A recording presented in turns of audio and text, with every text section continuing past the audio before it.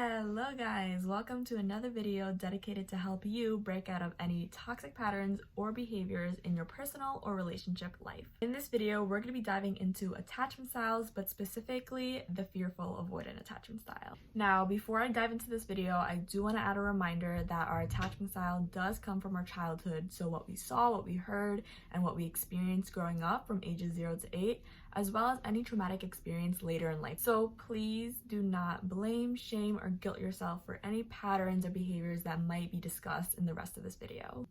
Now, the fearful avoidant attachment style is the attachment style that holds the most wounds out of all the other attachment styles, just because it has both activating and deactivating strategies. So where you'll see this activating and deactivating strategies is when the fearful avoidant displays this hot and cold behavior, and they're quite extreme, right? Because the FA wants closeness and they want that affection from their partner, they pull closer. So they might call often, they might be extremely present, and they might be super affectionate.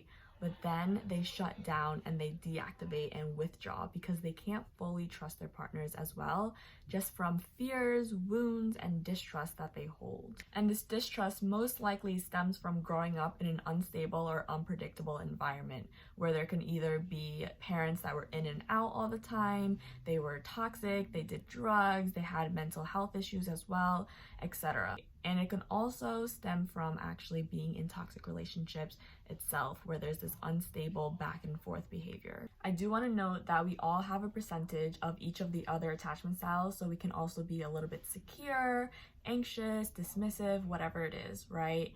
And so it really depends on the relationships that we're in as well and what behaviors and strategies we might exhibit. So specifically for the fearful avoidant, when they're in more of a dismissive relationship, so the other partner is more dismissive, they withdraw a lot, and they don't really like that closeness, the FA will actually use more activating strategies to draw closer because they want that balance and equilibrium.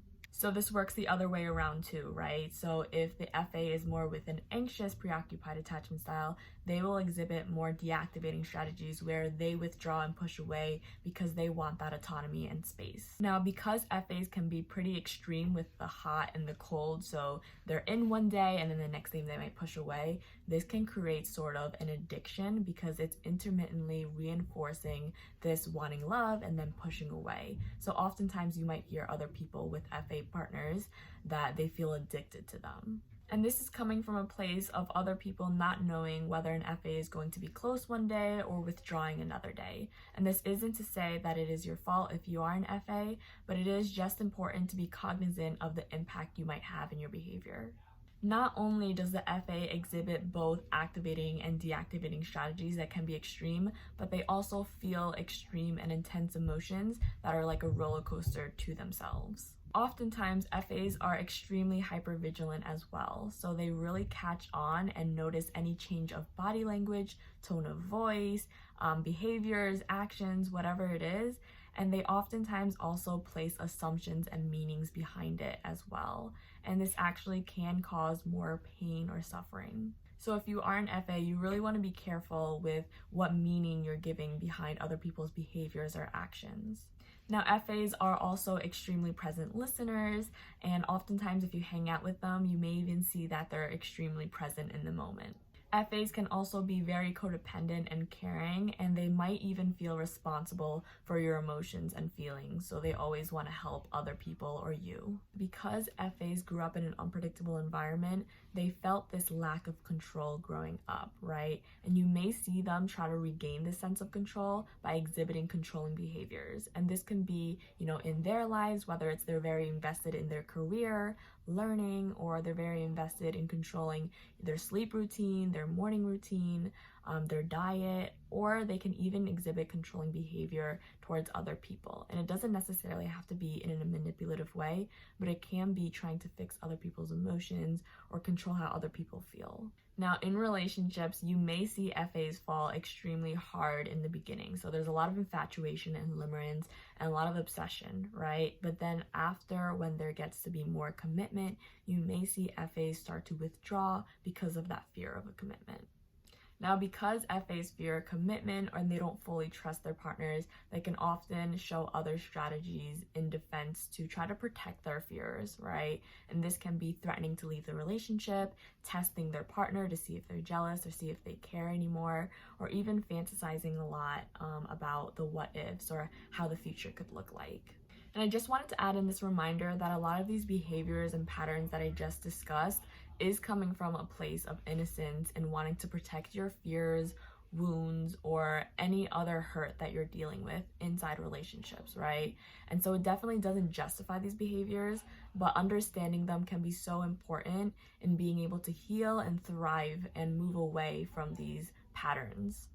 And so please don't blame, shame, or guilt yourself for exhibiting any of these behaviors, but instead come from a place of accountability and let yourself know that, these are behaviors that stemmed up and came up because I was trying to protect myself and I didn't know any better, but I'm now taking those steps to heal and, really overcome these obstacles that I'm facing. But now let's move on to the general characteristics of the fearful avoidant, not in romantic relationships, but in their platonic relationships as well. And I do want to highlight that these are general characteristics, so if they don't all apply to you, that's perfectly okay. Now, 1, generally FAs feel more independent and stable when they're outside of romantic relationships. 2, FAs tend to have addictions for things, so whether it's social media, drugs, food, relationships. And the way that you can define an addiction is when you continuously do something even though you see its long-term consequences, but you can't stop because you're seeking those short-term pleasures and dopamine. So you know it's bad for you, but for some reason you can't stop.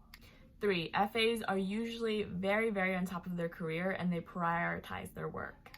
4, generally FAs are extremely charming, outgoing people, and they really enjoy bonding with others. 5, FAs usually crave authenticity, right? So a lot of times you may see them go into deep conversations really, really quickly. 6, now FAs usually also tend to put people on a pedestal and they usually people please a lot as well. 7, now since FAs are really caring people, you may even see them be an advocate for a lot of social justice causes.